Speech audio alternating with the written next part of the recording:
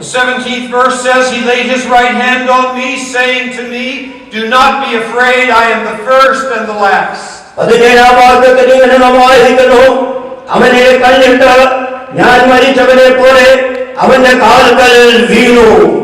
Notice these words, I am He who lives and was dead.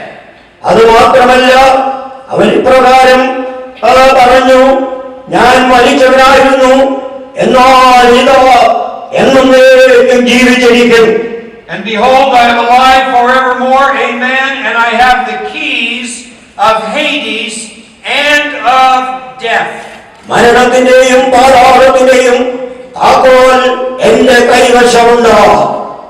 In chapter 2, he will write to the church at Smyrna.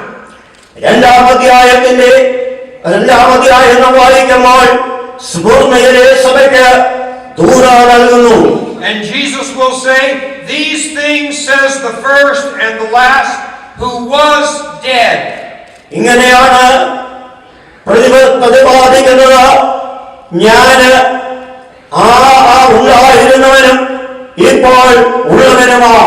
Who was dead and came to life.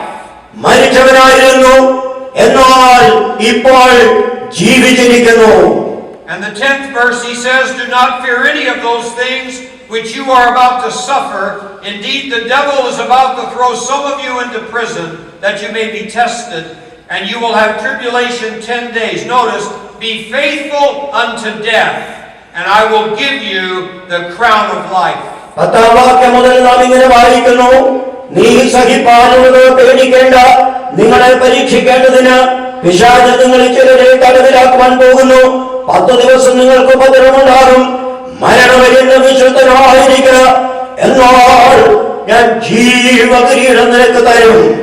And then he says a message that is a message to not only them but to us. He who has ears to hear, let him hear.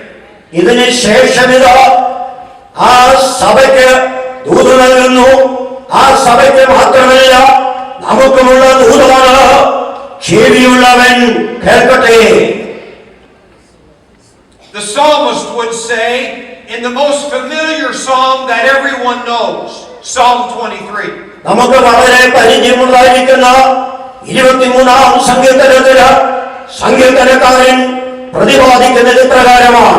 The Lord is my shepherd, I shall not want.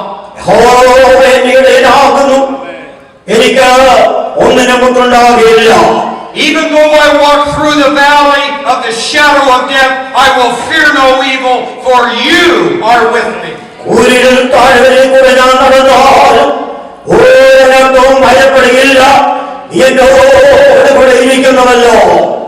I'm here tonight to make one great statement to you.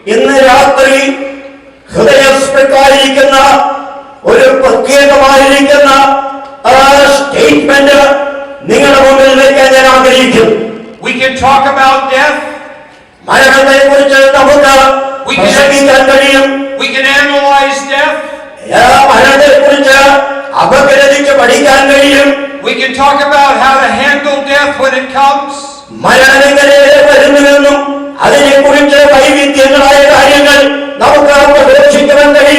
We can preach to people about it. But when you get to the end of that and death actually comes,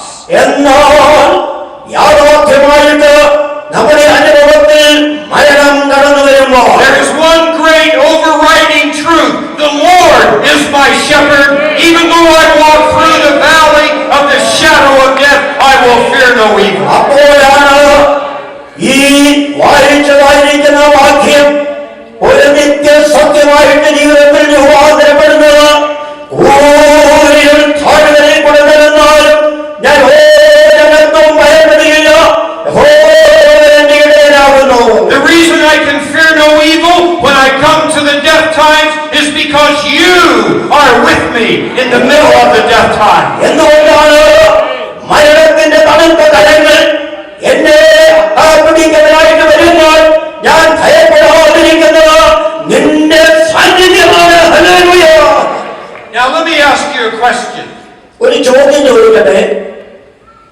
I don't want you to answer it, just think about it.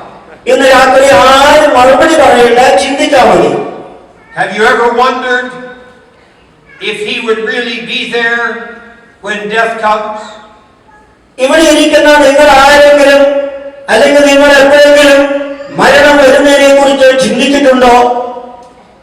Have you ever wondered when you came to the end that in your distress would you have fear?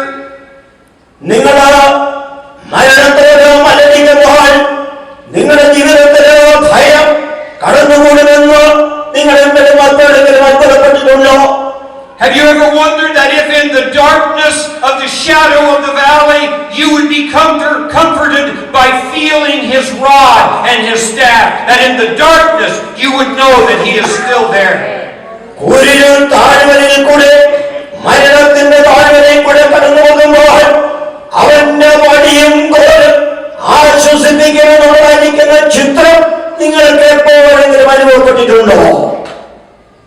See, when things get dark, sometimes because there's uncertainty and we're not quite sure where things are, how things will be.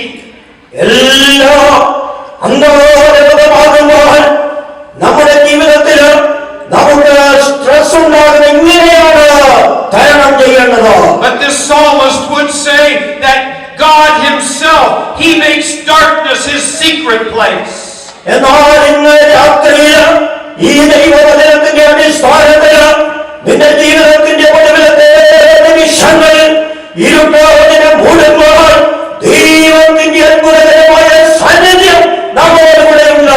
Which means that there is no valley so dark that when you walk there, even if you cannot see, God himself is not there and he can see.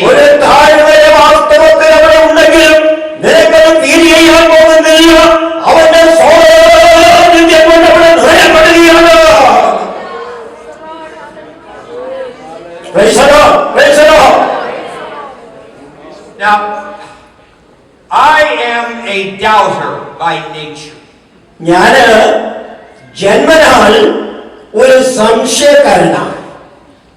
Now, don't look at me like you're all that righteous.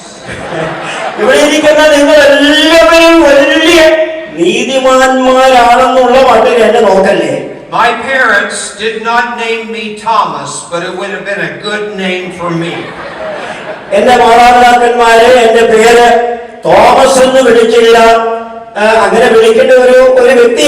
Because if you tell me about it, I want to touch it.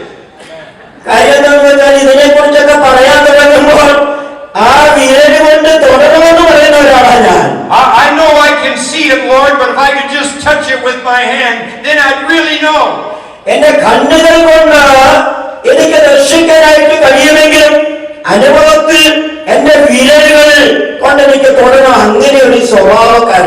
Now, it's not that I don't have faith. I just want to know it's true. And my favorite question is, if somebody tells me something, how do you know?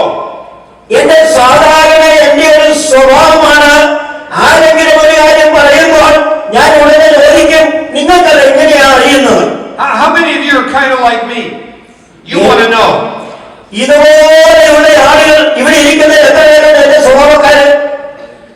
You know, I don't know if you folks sang this old hymn of the church, but there was an old hymn called Trust and Obey. English ക്രിസ്തീയ ഗാനങ്ങളിൽ ഒരു ഗാനമുണ്ട്, Trust and Obey. Trust and obey, for there's no other way to be happy in Jesus but to trust and obey. How many know that hymn? അതറിയുന്ന എല്ലാവരും ഒന്ന് കൈകൊട്ടി പിടിക്കാം. I have my own verse. എനിക്ക് പ്രത്യേകമായിട്ട് ഇഷ്ടമുള്ള ഒരു വാക്യമുണ്ട്. That it's not in the hymnal. അത് പാഠപുസ്തകത്തിലുള്ളതല്ല. My version is trust and verify. എന്റെ വെർഷൻ ഇതാണ്. For there's no other way to be sure it's absolutely true but to trust and verify. വിശ്വസിച്ച് അത് verify ചെയ്ത് കണ്ടുപിടിക്കണം. ഇതാണ് എന്റെ വെർഷന്റെ പ്രത്യേകത. You see, I don't think God is worried about the hard questions that we ask. നാം പലപ്പോഴും ചോദിക്കുന്ന ദുഷ്കരമായ ചോദ്യങ്ങളെ കൊണ്ട് ദൈവത്തിന് ഒരിക്കലും ബുദ്ധിമുട്ടുണ്ടാകുമെന്ന് ഞാൻ വിചാരിക്കുന്നില്ല. He doesn't get tired of us coming to Him with the unknowables of life. ജീവിതത്തിന്റെ ചില കാര്യങ്ങളുടെ മുമ്പിൽ നാം അവനെ സമീപിക്കുമ്പോൾ അവൻ എപ്പോഴെങ്കിലും അതിനെക്കുറിച്ച് ഭാരപ്പെടുന്നത് നമുക്ക് ചിന്തിക്കാൻ കഴിയില്ല. And what's amazing about this great God is that when we come to Him with the distressing questions of life, എന്നാൽ ജീവിതത്തിന്റെ അലോസരപ്പെടുത്തുന്ന ചോദ്യങ്ങളുമായിട്ട് വരുമ്പോൾ ചിലപ്പോൾ ദൈവം അത് പ്രത്യേകമായി ശ്രദ്ധയിൽ വെച്ച് ബുദ്ധിമുട്ട് അനുഭവിക്കും. Instead of giving us great theological answers, എന്നാൽ അതിനൊക്കെ ചിലപ്പോൾ ചില മറുപടികളൊക്കെ വേദ പണ്ഡിതന്മാരുടെ ശൈലികളിലാണ്. He just shows us Himself. ചിലപ്പോൾ അവൻ നേരെ അത് തുറന്ന് കാണിക്കും. That He is greater than our pain. നമ്മുടെ വേദനയേക്കാൾ അവൻ വലിയവനാണ്. He's greater than our trouble. നമ്മുടെ പ്രശ്നത്തെക്കാൾ അവൻ വലിയവനാണ്. He's greater than our circumstances. നമ്മുടെ ചുറ്റുപാടുകളെക്കാൾ അവൻ വലിയവനാണ്. He's greater than our death times. നമ്മുടെ ജീവിതത്തിന്റെ പ്രശ്നങ്ങളെക്കാൾ അവൻ വലിയവനാണ്. Even though I walk through the valley of the shadow of death, I will fear no evil, for You are with me, and that's enough. മരണത്തിന്റെ താഴ്വരയിൽ കൂരിരുൾ താഴ്വരയിൽ കൂടെ നടന്നാലും നിന്റെ വഴിയുമ്പോൾ എന്നെ ആശ്വസിപ്പിക്കുന്നുവല്ലോ. When it comes to the Bible, വേദപുസ്തകത്തിലേക്ക് വരുമ്പോൾ my first question is it true? എന്റെ ചോദ്യം ഇതാ, അത് സത്യമാണോ? That translates to, is God real? അതിന്റെ വ്യാഖ്യാനം, അതിന്റെ പരിഭാഷയിലാണ് ദൈവം യഥാർത്ഥമാണോ? And my answer to that question, and I can take a lot of time to answer it, but my answer to that question is yes. ആ ചോദ്യത്തിന് എന്റെ വ്യക്തിപരമായിരിക്കുന്ന മറുപടിയാണ് അതെ. Yes, the Bible is true, and yes, God is real. വേദപുസ്തകം സത്യമാണ്, ദൈവം യഥാർത്ഥമാണ്. Praise the Lord. എല്ലാവരും സ്തോത്രം പറയാം. Praise the Lord. I know that because the Bible proves itself. വേദപുസ്തകം അതിൽ തന്നെ തെളിവുകൾ നൽകുന്നതുകൊണ്ട്. But I also know it because the Bible works. ദൈവവചനം തെളിവ് നൽകുക മാത്രമല്ല, അത് പ്രവൃത്തിയിൽ വരുന്നതാണ്. When I walk through the valley of the shadow of death, what I have discovered is that He is in fact there. കൂരിരുൾ താഴ്വരയിൽ കൂടെ ഞാൻ നടക്കുമ്പോൾ അവൻ അവിടെ ഉണ്ട്. This one who has the keys of death and of hell, He is in fact there in the troubled times of life. മരണത്തിന്റെയും പാതാളത്തിന്റെയും താഴ്വരയിൽ രക്ഷപ്പെട്ടവൻ നമ്മുടെ മരണത്തിന്റെ പ്രതിസന്ധിയുടെ താഴ്വരയിൽ അവൻ അവിടെ ഉണ്ട്. You see, if God is real, our next question ought to be, does this work?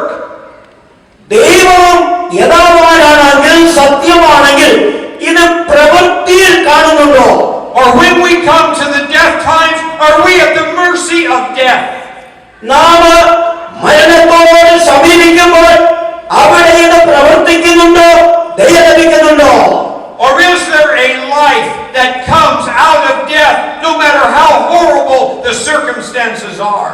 മാറ്റാനോ മരിക്കാനോ കഴിയാത്തതായിരിക്കുന്ന സാഹചര്യമായിരുന്നാലും ഇരുളിന്റെ മധ്യത്തിൽ ഒരു പ്രകാശത്തിന്റെ രശ്മി ഉണ്ടോ? Remember, this is the one who was dead, but now He is alive forevermore. ആരോടുന്നത് അറിയാമോ? ഞാൻ മരിച്ചവനായിരുന്നു, ഇപ്പോൾ ഞാൻ എന്നേക്കും ജീവിച്ചിരിക്കുന്നു. Now see, there are a lot more death times than just dying physically. നാം ശാരീരികമായ മരണം ആസ്വദിക്കുന്നതിന് മുൻപ് തന്നെ ജീവിതത്തിന്റെ വൈവിധ്യങ്ങളായിരിക്കുന്ന സന്ദർഭങ്ങളിൽ നാം പലപ്പോഴും മരിക്കാറുണ്ട്. You had your plan for